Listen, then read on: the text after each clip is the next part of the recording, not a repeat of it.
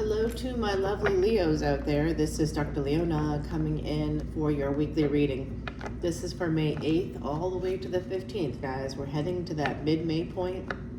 Lots happening. The sun will be moving into sidereal or Vedic Taurus during that time.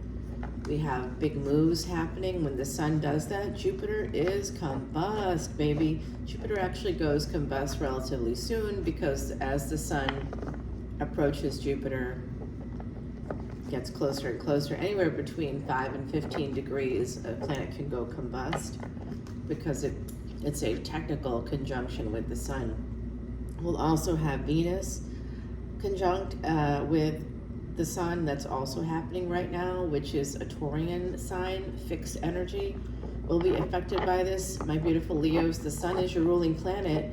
So when it's connecting with these other planets, it's making these other planets invisible. It's almost like it's absorbing or enhancing the energies of those planets and taking it on. So you should have good luck with art, beauty. With Venus, you should have, if you are a masculine, a feminine, and you want to attract the opposite, you'll be able to do that. Because Jupiter is the male spouse, Venus is the female spouse. So when they're both conjunct in the sun, this is a big activation for, especially for Leos, for anybody that was Sag, Pisces, for anyone with Libra, Taurus, those energies, guys, you're all, and anybody with Scorpio as well. So it's going to be really great, especially like if somebody you know, if you have, say, Venus in Pisces and another partner has Jupiter in Cancer, those are exalted positions for those planets in terms of spouses. So you definitely want to look at your chart and the other person's chart that you're interested in. If you'd like me to do a compatibility for you and your lover, you and your partner, please let me know. You can come on into Patreon, or you're welcome to email me. All the info is below. On Patreon is where you'll find all the extendeds, including the one for this video and any of my videos here on YouTube. Come on in for basically a $10 bill. You get to see unlimited extended videos for all individual signs. And we do have Saturn coming in. If you want to know how to see the results of marriage or relationships or where that's all going to come from, that's in your Navamsa chart. That's the D9 chart. And whatever is sort of in that first house, your Ascendant, I'm just going to give you a little theory of mine. Whatever your Atma Karaka is, it's a good chance, or your highest degree planet, there's a good chance that that's your Ascendant in your D9 chart. Is a good chance. And that's where any planets that are there, or whatever planet rules that house, that helps us to see how things will go with a spouse and what that will be. If you have Saturn, say, in the first house of your D9, it does indicate certain things. If you want to learn more about that, come on over to Patreon as a VIP. Guys, I am seeing a new love coming in. I'm seeing 3 people coming in. I see an Emperor. I also see someone much younger than you, like 17 years younger than you. I'm just throwing that figure out there. It's not because I know anybody who's 17 years younger than me. No. Hey, babe. And then we've got somebody that's sort of in between coming through here. There's definitely an energy of one of these people wanting to come towards you, kind of going from a space with 5 of Pentacles being your first card. It's not a great card to start with, the first card being the most prominent. So someone here is dealing with a sense of abandonment. Somebody is feeling, or is in a lack mindset with the 5 of Pentacles. They're feeling cold and alone. I mean, you know, if you're an avoidant person, if you have avoidant attachment, you're going to feel cold and alone most of the time. That has to do with your childhood, not your partnerships.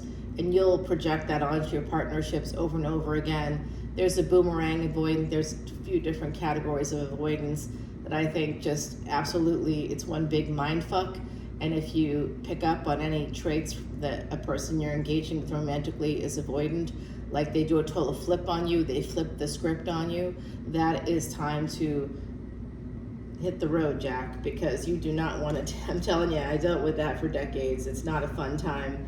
It's not great as a as a partner, you're constantly in it. Like one of my clients just had to go on antidepressants because their partner is a boomerang avoidant.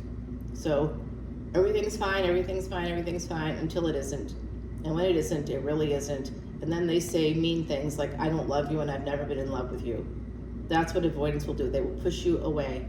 They'll say you don't matter anymore. They'll devalue you. It is abusive. And you don't have to put up with abuse. I don't, you don't, none of us do. I see this really interesting energy, an emperor coming in for an empress, making a love offer, but as a page. So the Page of Cups is my least favorite of all time because it's a person offering a cup with a dead fish in it. I mean, I'm sorry, but that's a no-go for me. Not interested. So it does look like we go from nothing to a lot of somethings. Marriage and happiness here for Leo. There's your sun energy. And here's Saturn coming in, okay? So someone here may have Saturn as their Dara Karaka or lowest degree planet. That means that your spouse is going to be a very hard worker, and they may have something about them that is like darker hair, darker eyes, darker skin tone than you. Saturn has to do with bones. Saturn had a limp. So if you have something like Sravana Nakshatra in your chart, you could have, and you have Saturn as your Dara Karaka, you're going to definitely have a spouse that will have a limp of some kind. So I see someone here absolutely trying to sabotage a commitment, a higher level of commitment. It looks like it's an emperor heading towards this wonderful energy of Ace of Cups, Three of Cups, King of Cups, holding back a little bit, but wanting victory here. This emperor wants victory, but is offering not a lot. So that doesn't make sense to me. If I'm an emperor, so if you're an emperor, how do you know if you're an emperor? You have Saturn 2 houses before your sun. So Saturn in the 6th, the sun in the 8th. You're an emperor. Congratulations. It doesn't really mean anything in this lifetime. It just means that you're probably going to be frustrated quite a lot because you're like, why don't people treat me the way that they're supposed to treat me? In your head, you're like, I'm an emperor. Why come people aren't bowing to me? Like it's sort of a weird thing. So I see this emperor. The sun is also the emperor, absolutely sabotaging things here with the Sagittarius, possibly Taurus energy. I'm seeing the energy of Cancer, Leo, Scorpio coming out. I feel like there's an emperor here that's with Saturn, deeply connected to Saturn, so deeply connected to Capricorn, Aquarius energies. And that could be your moon sign. It could be, your ascendant. So think about that. I also, work really primarily in sidereal, although I know how to do tropical as well, Western astrology. It's just, it's based on different things. And one is just simply a little bit more accurate because of the mathematics of it all. It's a little bit different based on different things. So I talk about that again over on Patreon. I think that someone here is sabotaging a higher level of commitment, sabotaging a person that's a giver. Someone may own a home. This romance is over. There's distance between them.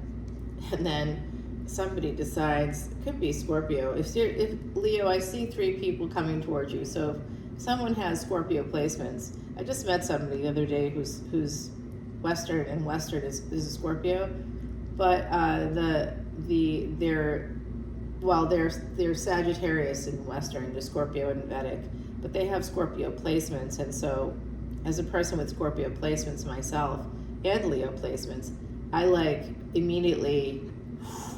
really liked this person immediately. I like them a lot. And that person could be coming forward, offering you more than just a cup with a dead fish in it. They might be younger, but they could be offering you more. And you may need to make a decision. And if you have a person that's an empress, if you're an emperor and you have an empress, if you're an empress and you're looking for an emperor, those 2 divine partners are here, they're present. But I do not see the emperor doing anything but continuously sabotaging. You know, they're paranoid. I see that they're paranoid.